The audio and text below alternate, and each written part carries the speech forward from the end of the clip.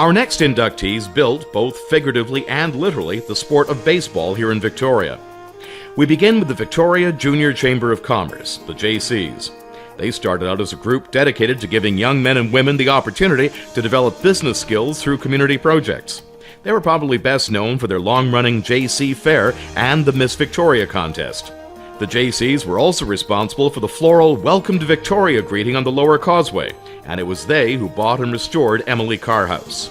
Another of the Victoria JC's enduring legacies almost died before it got out of the gate. They launched a program to purchase and develop properties for baseball diamonds, so that eventually every child in Victoria would have the chance to play organized ball. In 1952, the JC's Youth Development Committee, together with support from the Daily Colonist, organized the first 4-team Little League in Greater Victoria. The JCs decided to set aside most of the profits from their annual BC Products Fair for the promotion of Little League baseball. But at first they ran into some discouraging civic apathy in their search for a suitable location. That was cured, though, when Jim Tang wrote a sharply pointed article directed at the City Parks Administration and threatened to run it in his It Beats Me column. The Little League builders gained a lease on the Cook and Hillside property, and their own committee members and volunteers did the bulk of the construction over the next year. Frank Moxham and Bud Simpson devoted almost every spare hour pounding away on the project. Numerous companies and organizations stepped up to the plate with donations of time, equipment, materials, or cash, and by the spring of 1953, the diamond was being cut in the beautiful flat turf. The new ball field was originally known as the Victoria JC Little League. 4 men's service clubs sponsored the teams, and each appointed a coach and manager whose first task was to draft players from nearly 200 aspiring big leaguers living within the prescribed boundaries. Tryouts were held, and each team selected nearly 40 hope-filled boys. On May 17th, coaches and managers readied their players for the season opener. CJVI's Ted Reynolds was the master of ceremonies for the grand opening. With so many people involved and groups deserving credit, the future Greater Victoria Sports Hall of Famer introduced no fewer than 15 dignitaries, each with their own speech, plus other pre-game formalities, before the 10 to 12-year-olds finally got the call to play ball in front of a capacity crowd of 1,500. Gyros, under the guidance of Roy Barnes and Bob Crawford, were opening day winners over the Kiwanis in Game 1. Then the Oddfellows, with a lineup of John McKeechee, Barry Sadler, Steve Bishop, Bill Hobbs, and George Hemming, took the second match. It was an action-filled summer that saw the North Kiwanis squad, coached and managed by George Kulai and Don Wakelin, carry off Victoria's first Little League title. In 1954, the JCs, once again with support from the Daily Colonist, expanded the program, adding another 4-team American Little League and changing the name of the original league to the JC National Little League. Now the Lions, Kinsmen, Elks, and other Kiwanis squads operated out of the same hillside park, and each had a farm system for up-and-coming players.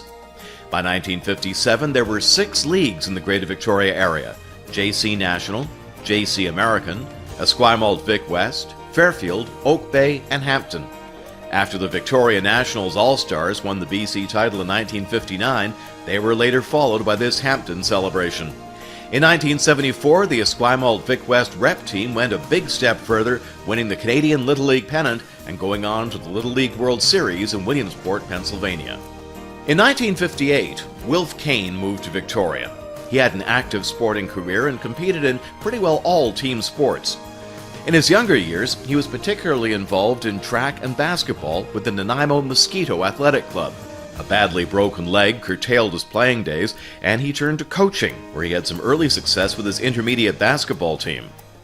Wilf also organized Canada's first midget and pre-midget basketball programs in the hub city. Later, he would go on to establish many minor sports programs in the Nanaimo and Duncan areas.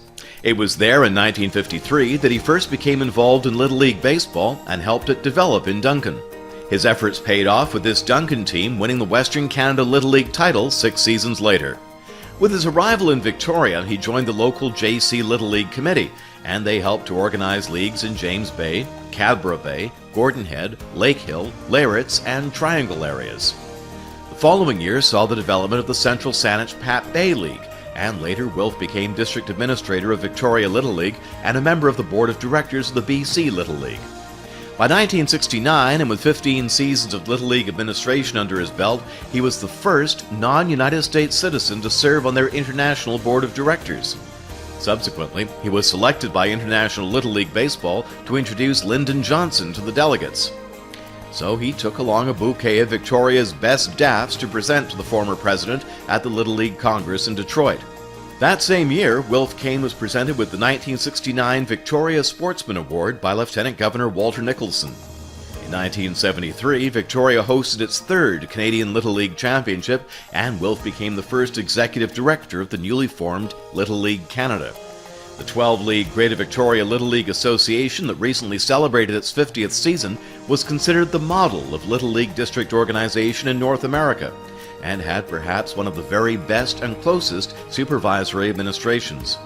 Back in the post-war years, Wilf was also a big part of the Vancouver Island basketball scene. He held positions as president of BC Basketball, chair of the Greater Victoria Basketball Association, and was a director with the Canadian Basketball Association. In Victoria, he organized a local community basketball league in the Richmond-Lansdowne area that paid good dividends to the surrounding high schools and eventually to the University of Victoria. Meanwhile, the graduating Little Leaguers needed a place to play ball, and so follow-up leagues began to develop with the opening of a 6-team pony league at Carnarvon Park. Then bingo and baseball brought the Evening Optimists, Wilf Sadler and Bob Spruill to the ballpark with the formation of the Evening Optimist Babe Ruth League in 1958. Growing up in James Bay, Wilf Sadler and his brother played soccer with the Outer Wharf Rangers. He later managed juvenile teams and then partnered with Harry Hewson, a longtime Vic West man, to bring their Victoria Optimist juvenile team into senior soccer. That saved the Vic West District League team from extinction. Wilf and Betty Sadler had lived at Beaver Lake and hosted an annual picnic for orphan children before a fire destroyed their home and business. As a result, the Sadlers became involved in youth sports as a way to thank the people of Victoria for the support they were shown after the tragedy. After several years at the grassroots level of baseball and soccer in Victoria, Wilf assumed administrative positions in both sports. He was a director with the Victoria O'Keeffes when they won the International Kennedy Cup tournament in 1968. He became the island director of Babe Ruth Baseball and then the BC director in the 1960s when the local league expanded to 3. Wilf was instrumental in arranging an under-13 island tournament, and both it and a following BC tournament were such successes that they became annually scheduled events. He was always pushing Victoria as an excellent site for tournaments. Whether it was soccer or baseball, and if he was the tournament coordinator or selling hot dogs, Wilf loved tournaments. And he was not backward when it came to coming forward to get support from the top when Victoria was in the bidding to host one.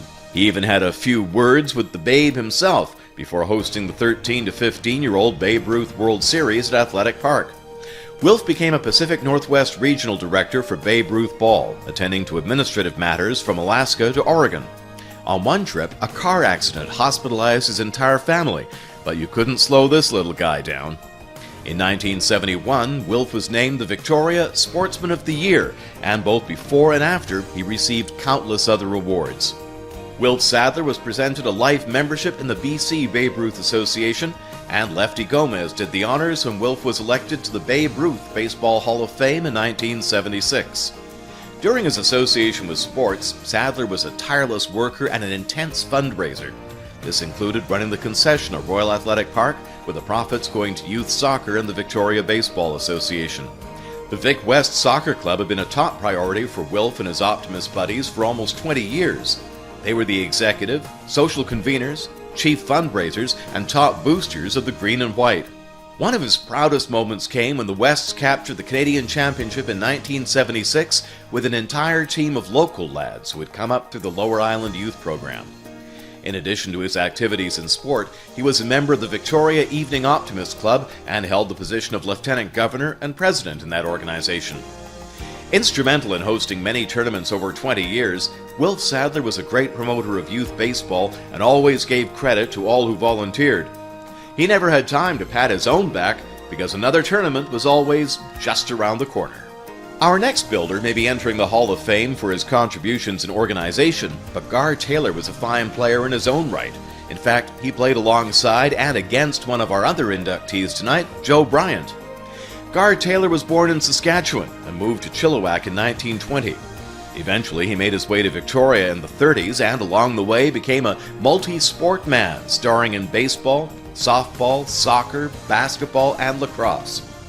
He learned his basketball under the great Jimmy Bardsley and was part of the Valley's BC championship team. He also played box lacrosse as that game was taking its first baby steps, but his main success, both on the field and in the boardroom, was in baseball and softball. He developed an Ironman reputation as a pitcher. In one season, he threw every game for his team, including both ends of doubleheaders. By age 19, he was playing semi-pro baseball in a league with teams from Vancouver, Bellingham, and Seattle. In softball, he was with the Esquimalt Meat Market team when they won the 1947 Western Canadian Playdowns. He won another BC championship playing for Douglas Tire in the heyday of the Central Park League. He also played for Victoria Machinery Depot and the Eagles when senior amateur ball reigned supreme at Athletic Park during the war years. He finished his playing days as manager of the Eagles, but he wasn't through with baseball, not by a long shot. In 1962, Gar stepped in as acting president of the Victoria and District Baseball Association and wound up heading that organization for 20 years. One of the early functions of the VDBA was to give ball players a place to play once they'd graduated from Little League.